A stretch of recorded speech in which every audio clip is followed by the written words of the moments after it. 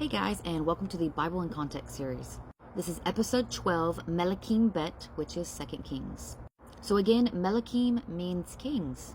This is a historical book, and this records the slow collapse of both kingdoms because of their covenant unfaithfulness.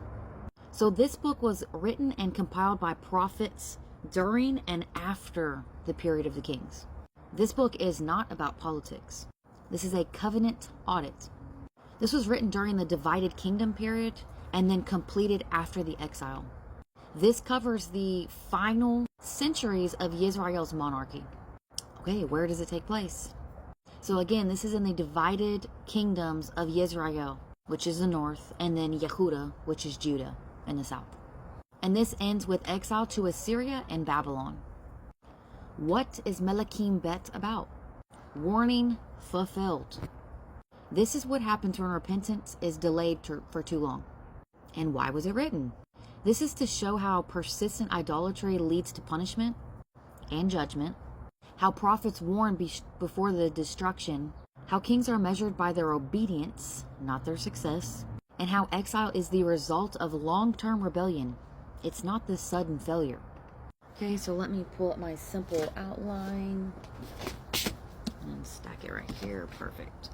So the beginning is the ministries of Elihu, which is Elijah and Elisha.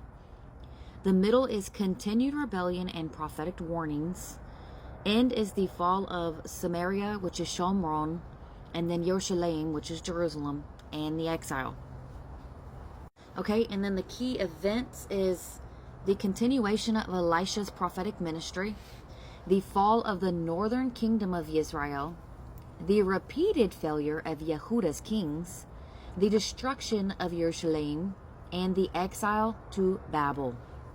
All right, key verses. These are mine. You probably have your own. Let's look at them. The first one is Melekim Bet 17, verses 13 and 14. All right, let's read it.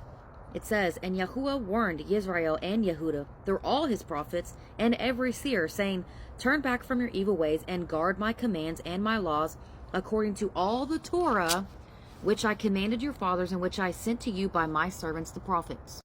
But they did not listen and hardened their necks like the necks of their fathers, who did not put their trust in Yahuwah, their Elohim."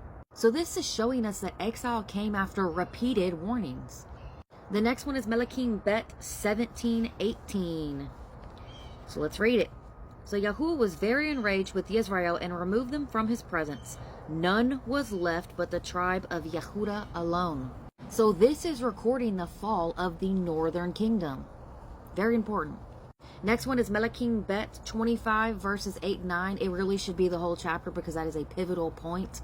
So read the whole chapter. But let's read 8 and 9.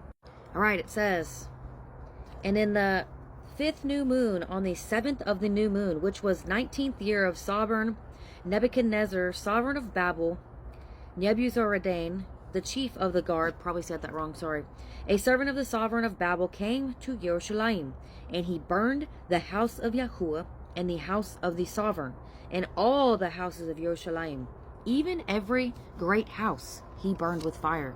This marks the destruction of the temple and the exile of Yehudah, which is Judah. And that is it. That is my breakdown.